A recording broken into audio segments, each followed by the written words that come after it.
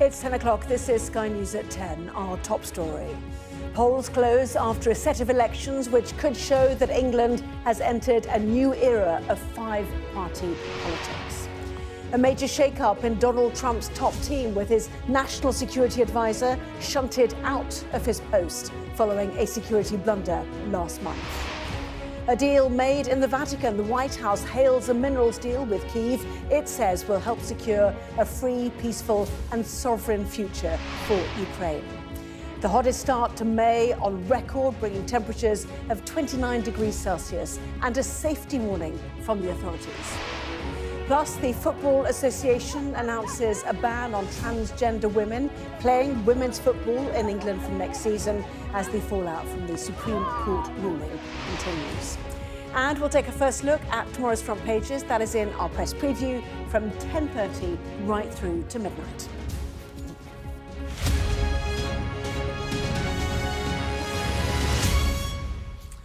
Hello there, good evening. In the last few minutes, polls have closed in a series of elections which have given voters a chance to express their early verdict on the performance of Sir Keir Starmer as Prime Minister and Kemi Badenoch as Leader of the Opposition.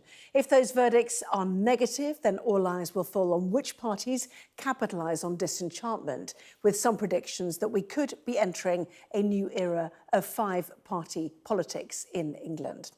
Well, throughout the night and into tomorrow, we will be bringing you live coverage and analysis of key contests for local authorities and for local mayors.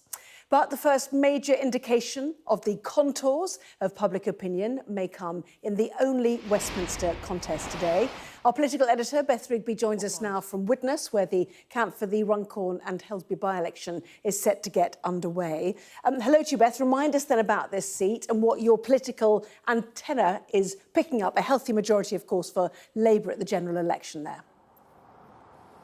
Yeah, that's right. Look, we're in Runcorn and Hellsby. There's a by-election here after the former MP was caught punching someone. He stood down, and now we have a by-election in this Labour seat. Now, it's in the northwest. It's a Labour stronghold, you would have thought, the 49th safest seat, majority of 15,000 or so, and Labour polled 53% here in the general election against 18% for Reform. But Reform are coming for them, and it could be that there is a small minor earthquake tonight should Nigel Farage take this seat. I interviewed him yesterday. He told me he was optimistic about Runcorn. I've called my sources tonight, both sides saying it is simply at the moment too close to call. The Reform sources saying too close to call. They're going to get a better sense in the next couple of hours. On the Labour side, saying that it's going to be tight, but also saying, making a point that Nigel Farage's Reform were in pole position going into this by-election. There have been a couple of polls here, not massive samples, but that Reform have been ahead. So I think the mood music, certainly when I've called around, is a bit more nervous optimism for Reform, a bit of nerves for Labour. But as I said, Anna, tonight it is simply too close to call. I think a lot will depend on whether Labour have been able to turn out their vote, and have Reform critically been able to get people to come to the polls who are angry at politics, angry maybe with the government, but not minded to vote. So I think a lot will depend on that. Too close to call, but Nigel Farage was here campaigning today. And elsewhere, Beth, a slew of local councils, county unitary parish councils, plus some mayors. What should we be looking out for? That's right, Anna. There is this by-election, and of course it's going to be a big moment tomorrow, but there's also 1,600 council seats up for grabs across the country, over 1,600, 23 councils, 18 of them Conservative controlled, and it's going to be a pretty poor night for them indeed. They're braced for really massive losses. There are also 6 mayoralties. Now, Nigel Farage told me yesterday he thinks he could win 2 or 3. They're positive about Lincolnshire. He thinks he's certainly going to win Hull as well, and maybe one other. So That's the mayoralties. As for the state of the parties, as I was saying, it's going to be a really difficult night for Kemi Badenoch. She told me this week how difficult it's going to be, and the Conservatives really braced for a really bad time. And the question is whether even the Liberal Democrats can push the Conservatives into third when it comes to being the parties controlling councils across the country. Can the Lib Dems overtake them to have the second biggest party in terms of control of councils? And then, of course, reform.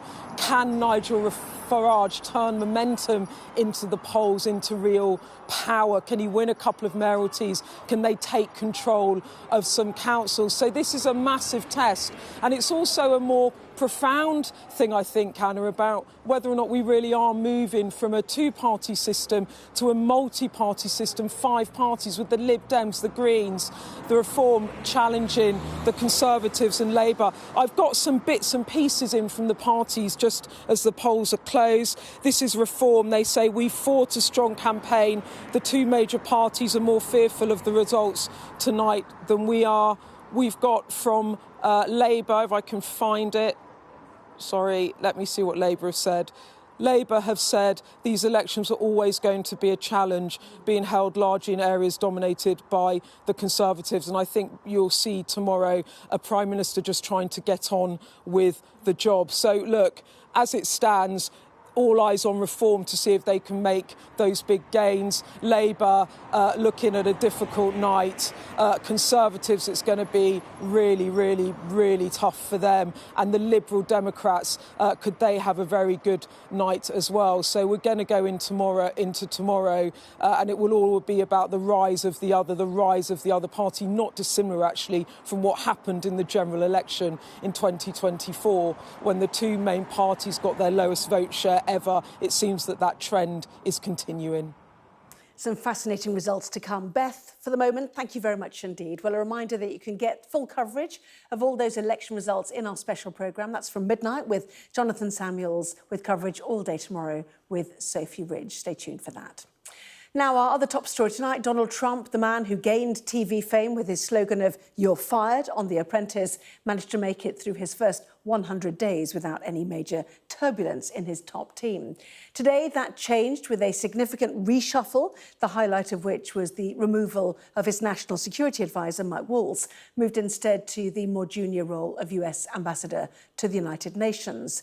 Mr. Waltz's future had been the subject of intense speculation after adding a journalist to a chat group which contained top security details of US strikes against Houthi targets in Yemen. Here's our US correspondent, James Matthews. Have a good day. A wave from Mike Waltz on leaving the White House. This, it turns out, was goodbye. National Security Advisor Michael Waltz. He just made a Thursday morning media appearance. This is leadership at its finest. It turned out to be his swan song. It's an honor to serve you in this administration. This was Cabinet on Wednesday, and this was a man who'd compromised security by using the Signal app and been told not to. Maybe don't use Signal, okay, Donald Trump had said. But look at Waltz's phone. He's using Signal, and so are Cabinet colleagues, all the way up to the Vice President, J.D. Vance. This won't have helped his job prospects, although it did look like his card was already marked. Take a look at pictures of the day before. This was President Trump on his way to Michigan. Waltz had been on the helicopter from the White House, but as Team Trump boarded Air Force One, Waltz didn't. He'd made the trip to Joint Base Andrews, but cut a lone figure as colleagues headed one way and he went the other. Was this the writing on the tarmac? The Signalgate scandal that brought him to this was a group chat on the commercial app Signal. It discussed military plans to bomb Houthi rebels and accidentally included a journalist on the chat.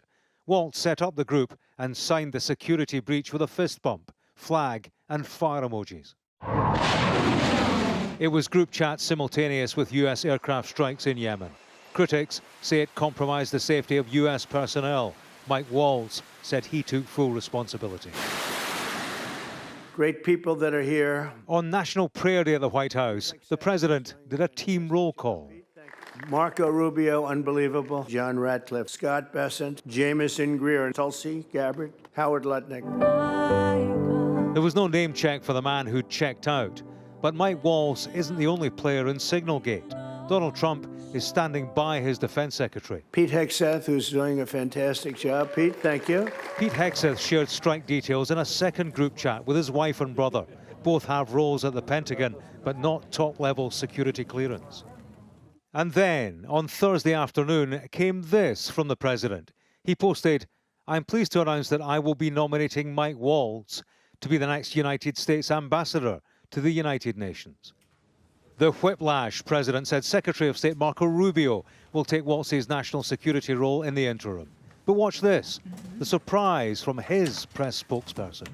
Secretary of State Marco Rubio will serve as national security advisor while continuing his strong leadership at the State Department. Do you know how long he's going to be serving in both roles? It is clear that I just heard this from you. And so ended the day's job news for now. It is the government of constant change. Tough at the top, tougher at the bottom. James Matthews, Sky News in Washington.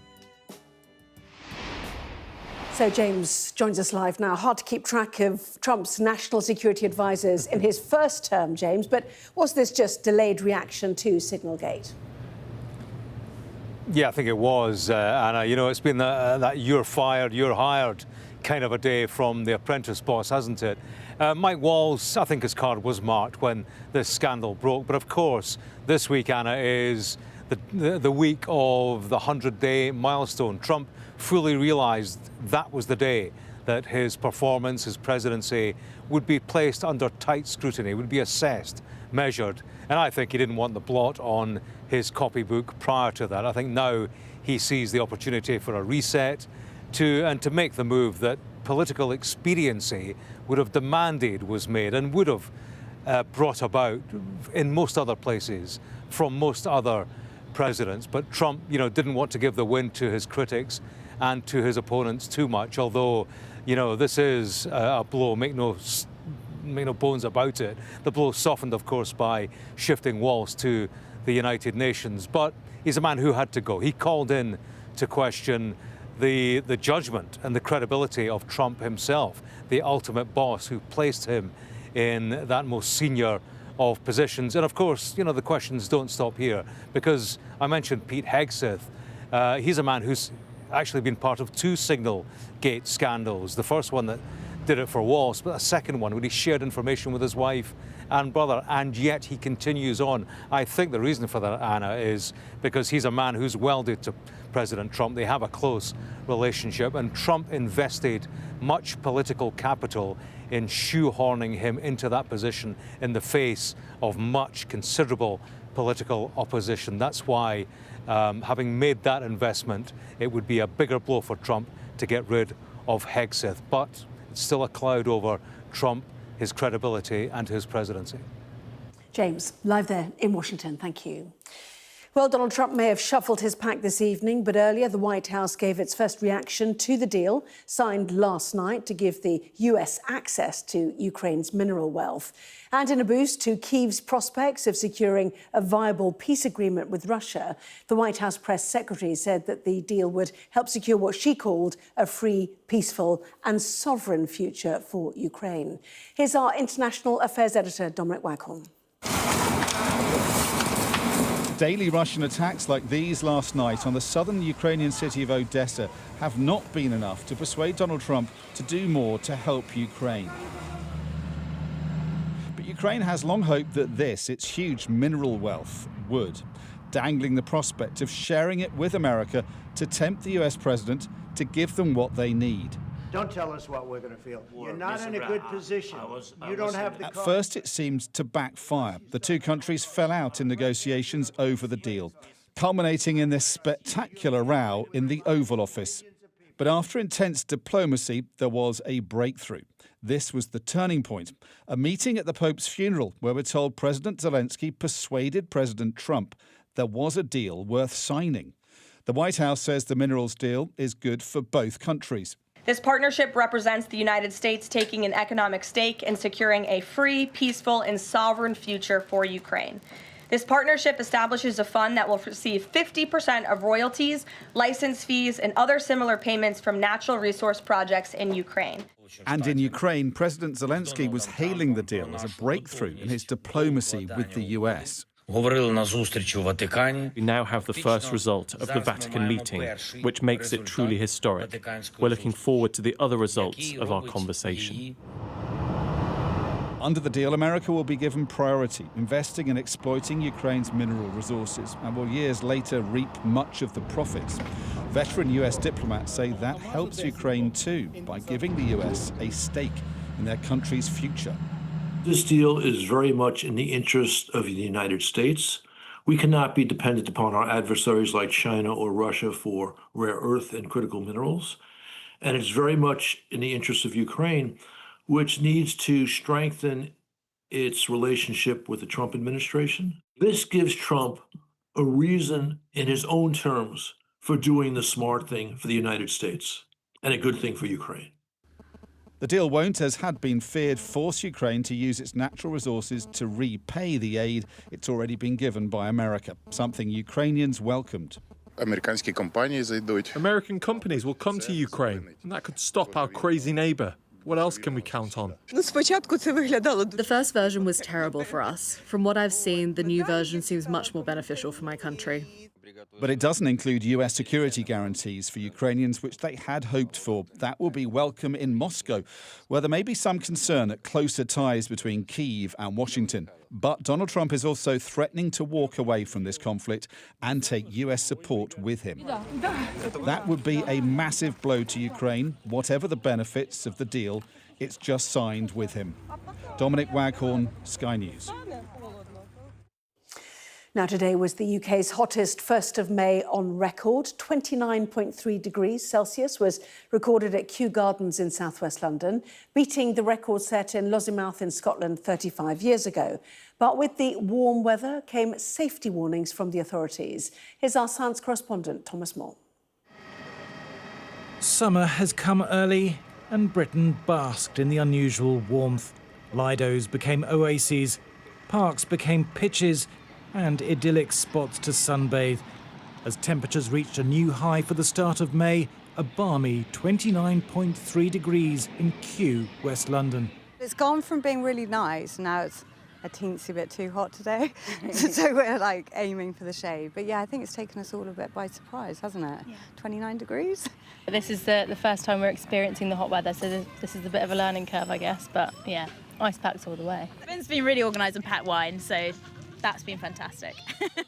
The new record is almost 2 degrees warmer than the previous high for May the 1st of 27.4 set in Murray in Scotland in 1990. It follows the sunniest and the third warmest April on record, with temperatures 1.7 degrees above average, according to new data from the Met Office. And the month was also drier than normal, with just over half as much rain as you'd expect across the country. It continues the warm and dry weather many of us enjoyed all spring. Scientists say climate change is adding to natural variation in the temperature. According to the research group Climate Central, spring is warming fastest of all the seasons, with average temperatures up 1.8 degrees since 1970. And it says the fingerprints of human-induced global warming can be seen across much of the country in the current hot spell. Along the east coast, from Aberdeen to Dover, and in parts of Wales and the southwest, high temperatures have been made 4 or even 5 times more likely by climate change. The warm, dry spring has fuelled wildfires. Figures from Europe's satellite monitoring service Copernicus show more than 29,000 hectares in the UK have been burnt so far in 2025. That's more than twice as much as the average, a little over 12,000 hectares for an entire year. The fires are still burning. In Derbyshire, helicopters were brought in to douse an area of moorland, and the risk of further wildfires remains high for the next few days, particularly in Scotland. The mini heatwave has claimed at least one life. In Nottingham, a 16-year-old boy died after getting into difficulty while swimming in a lake. But the hot spell will fizzle out as we go into the weekend, with temperatures falling rapidly back to normal. Thomas Moore, Sky News. A 14-year-old boy has been arrested following a double stabbing on Merseyside. The attack has left a 14-year-old girl and a boy aged 15 in hospital in Kirkby, where they were taken last night. Their injuries are said to be non-life-threatening. The teenager has been arrested on suspicion of attempted murder. Well, that comes as Sky News was given exclusive access to an elite policing unit dedicated to tackling rising knife crime and violence on the streets of Manchester. We spent 2 months with officers working to crack down on the crimes, which see children as young as 11 being detained and weapons being carried as though they are an everyday necessity. Our North of England correspondent, Katerina Vitozzi, has this report. At a time of rising knife crime, You're under arrest. Possess the bladed article. this footage shows the elite unit within Greater Manchester Police tackling the city's most dangerous offenders. Officer with a kid. Drop it now. Drop it now. In the 2.5 years since Operation Venture's creation, they've taken 250 knives off the streets. So what sort of a knife is that one? I'd probably describe it as a Rambo knife. Using proactive stop and search and undercover tactics, it's why, for some officers, we won't show their faces. Right, let's get going then. We deploy with Sergeant Mohammed Wakas to South Manchester. Our plainclothes officers have spotted a bike with 2 lads on, both wearing balaclavas, so suspect they're involved in some kind of knife-patch robberies. There he is. Down there, right. Where? Right, straight ahead. Comes, Just got a moped failed to stop for us. 2 up. It's currently on Kingsway. We believe these are the males that are involved in the robbery. Com's not currently got a rig. Sorry, you broke them. Is it the males tried to steal someone's bike earlier with a knife? Yeah, it is, yeah. Unbelievably, it looks like one of them is filming this on a phone. In rush hour traffic, they lose them. Yeah, Com's at a total loss at the minute. It's incredibly frustrating for the team. We just need one opportunity to try and get them, but they need to try and get away from us every single time. It's 2 weeks later. We're with the unit heading for patrol in Salford. Hello. PC Maguire swaps between uniform and covert ops, so we're protecting her identity. I remember when I was, a teenager, you'd never even hear of anyone carrying a knife, and now it's like the normal thing to do. It's mad. Police, stop! PC Maguire was on patrol late last year when the team spotted a suspected drug dealer. Stop or you'll be tasered! The boy they arrest is just 16. Yeah, give us up. I've been in just under 6 years now, and I'd say the last 2 years, people are just don't care anymore. They're using knives and doing all sorts. Later that evening, a police camera flags a suspicious vehicle. Pulling up of its own accord. Go. Box on. The driver is in his 20s. Amongst the baby equipment, the team find a knife, Locks, and a box full of cash. Officers think there's about £50,000. But the team suspect there's something else at the house where the man's parked. So the officers are just going into this address now. They've searched the vehicle, and they've been told by the man that they have arrested that there is a weapon inside. We got a tube. What have you found? Machete, I'd say it is. Where did you find it? Bedroom. This isn't an issue that we can arrest our way out of. We've come across people as young as 11 carrying a knife. People at 14 years old being involved in stabbings or being the victim of it. It is heartbreaking. And obviously we want to make a difference around that, and that's why we need that community approach to this and that health approach to this to try and reduce it further. Katerina Vitozzi, Sky News, Manchester. The luxury London department store Harrods has become the latest retailer to be targeted by cyber hackers. It's been engaged in attempts to fend off the attack after similar incidents in recent days involving Marks & Spencer and the Co-op Group. It's understood that an attempt to gain access to Harrods' systems left some customers struggling to pay for purchases. 2 NASA astronauts have been venturing outside the International Space Station for a working spacewalk. They've been carrying out upgrades to the space station. The astronauts who spent more than 6 hours doing the spacewalk are Anne McLean and Nicole Ayers. It's the 5th all-female spacewalk to have taken place. Now, the Football Association has announced a ban on transgender women playing women's football in England from next season. It follows a similar move by the Scottish FA this week after a UK Supreme Court ruling last month that a female is defined by biological sex. Here's our sports correspondent, Rob Harris. As a trans female footballer, Natalie Washington now only has a month left being allowed to play in women's football in England. The FA has been quite steadfast in their support for the participation of trans women up to now, so I was shocked and I was clearly upset and disappointed that this means that I'm having to stop playing football. Do you understand those who say there are sporting fairness and safety issues having trans women playing women's football? Safety, I've personally not ever seen any evidence that there's any real safety risk in women's football.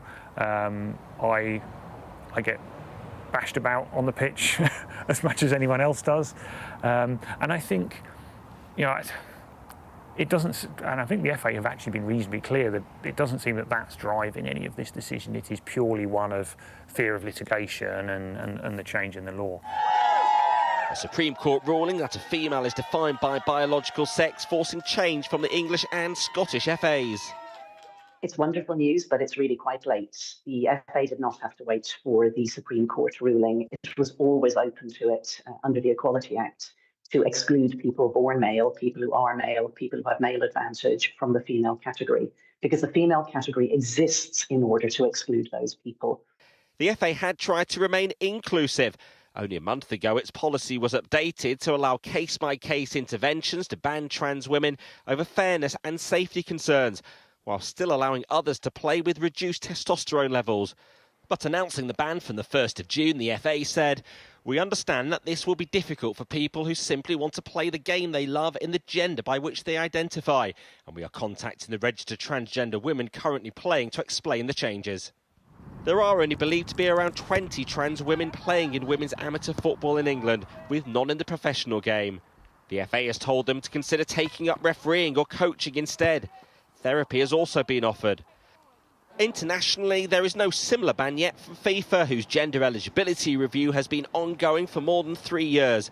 But athletics and swimming have already limited global women's sports events to competitors female at birth.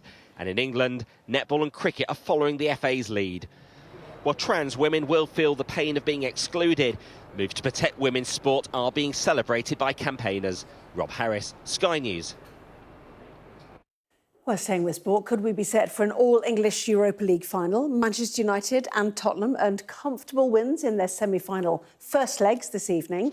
United beat 10-man Athletic Club 3-0 in Bilbao, with all 3 goals coming in the first half. Casemiro got the first before a double from captain Bruno Fernandes. Well, as for Tottenham, they beat Norwegian side Bodo Glimt 3-1. Brennan Johnson and James Maddison gave Spurs a 2-0 half-time lead. Dominic Solanke added a third from the spot before Bodo Glimt pulled one back late on. Well, that was Sky News at 10. Coming up, we'll take a first look at tomorrow's newspapers in the press preview tonight, joined by the Deputy Editor of Conservative Hope, Henry Hill, and the political journalist Zoe Grunewald. Welcome to both of you. Among the stories we will be discussing, this on the front page of the Financial Times after Donald Trump shunted his national security advisor Mike Waltz to the UN following his military group chat blunder. We will discuss that and plenty more.